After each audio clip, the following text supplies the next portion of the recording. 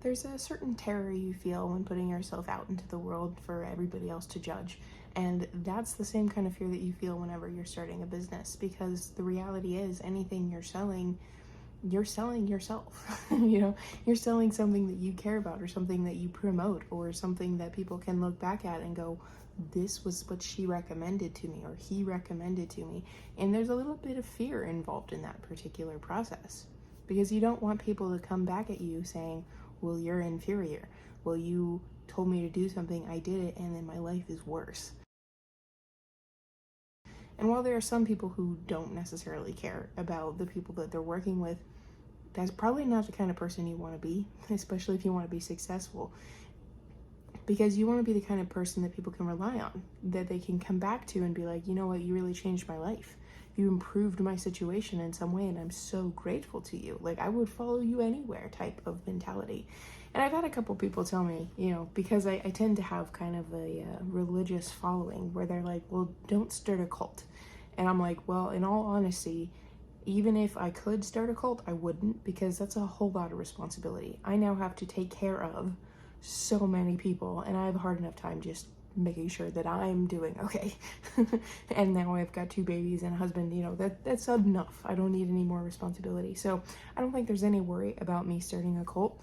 But all things considered, if you are genuinely a caring person, more than likely the people that you influence will have a strong attachment to you, because they can see that you care about them.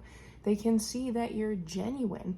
This is what actually makes cults dangerous, is the fact that people feel understood there, and then their community revolves from that location, and then they tend to isolate themselves, and the community isolates itself and tries to like keep everybody contained. But that's the difficulty. People buy into something, stick with it, and then when somebody else comes along and says, well, that's not a good idea, they tend to cling, because they're like, well, this is where I find my purpose, this is where I find value, this is where I'm cared about, this is where I'm understood. So that idea of building genuine relationships is a very powerful and intoxicating type of mentality. And if you genuinely want to be successful in business, you kind of have to be somebody who cares about other people. Now, that's not necessarily always the case, but in the books that I've been reading with my husband lately, one of the things that's been said is that nice guys do finish first, pretty much universally, when it comes to business success or life in general, because the jerks and the people who are not very socially adept, if they succeed, it's in spite of those behaviors. It's in spite of those personality traits. Because realistically, we all want to deal with somebody who we like, and who cares about us, and who wants to actually interact with us and have conversations. And ultimately, that is who I am and who I want to be as a person as well. That's what I want to create in the world. I want to teach my children to be that kind of person too, because ultimately, me having tons of money doesn't matter. And there's only so much good health that you can achieve, which means that when it comes to meaning and purpose in life, it almost universally revolves around your relationships and the people that you interact with.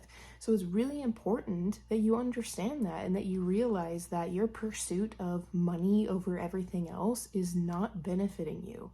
It's not actually giving you the life that you're wanting to have. It's not getting you where you want to go. It's the focus on other people that's actually going to help you achieve that success. So something that I've always found really interesting is the people who truly are successful, they point out something along the lines of having a lot of money is a reflection of how many people you've helped. And I think this is universally true. Maybe not universally, really often true, like 90% of the time true. If you provide value to somebody in the form of convenience or aid or, truly innovative idea, they're going to reward you for it. I know that I worked with a client who I took her through a hypnosis program, and she told me that I changed her life, and that she wanted to give me like millions of dollars. She didn't have millions of dollars to give me, but she's like, that's what it was worth. That's how much you should be paid for this type of work. So the fact that I was able to help her and change her life from her perspective ultimately made her feel like she should reciprocate, give me something as valuable as what I provided for her.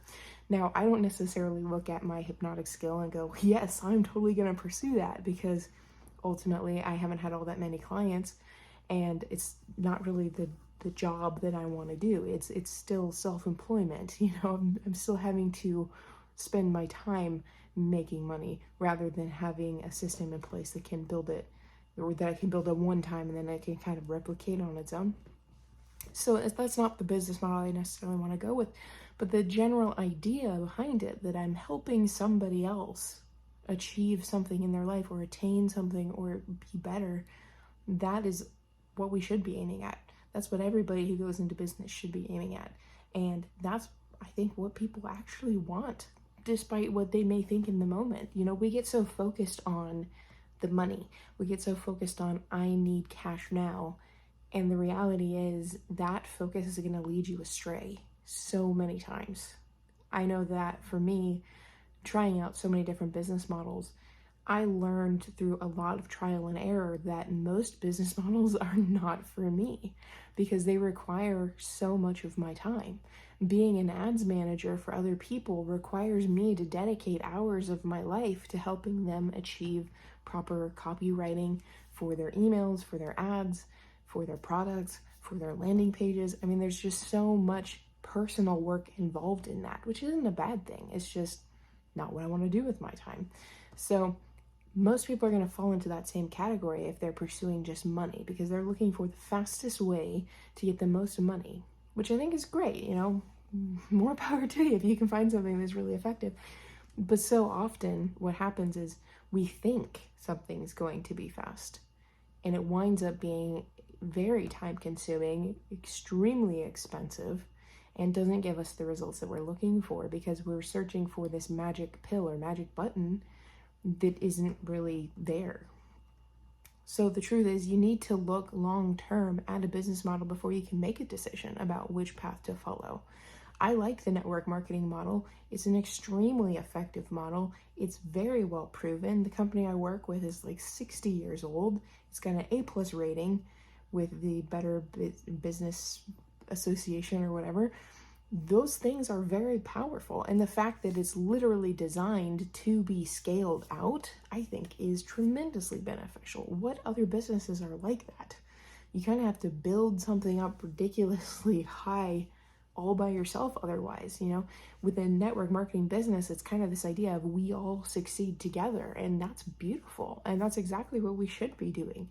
We should have more businesses like this, as far as I'm concerned, because more people will benefit from it, and the businesses who are selling products benefit from it too, because you actually spread the information, you actually spread the product faster by having more people sell it. That's the value behind affiliate marketing in general, is that more hands make light work.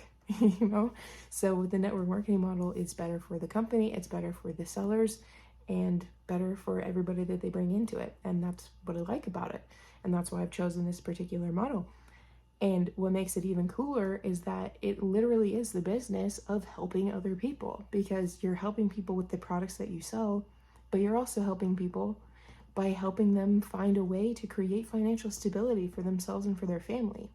So ultimately, it's like the best business in existence as far as I'm concerned. And I'm not saying there's like one perfect company out there or that everybody should be doing this business model. Just that it really does seem to be the most effective method. So I'm not going to tell you, hey, come join me in the business, because I may not be the coach for you, but all things considered, I definitely think it's the best model. And that's why I preach it so often. It's because it really is really freaking effective. And if you look at it, you'll see that too.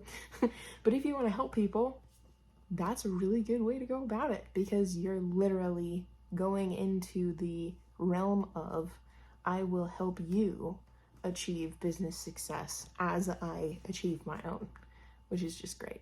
So that's what we should be doing. We should be working to help each other. We should be working to build communities. We should be working to create better connections, because ultimately that's where success lies. That's what we want to see in our society, and that's what's going to bring us fulfillment. And who doesn't want to be fulfilled and satisfied with their life, feeling like they've made a difference for somebody else? I know I do.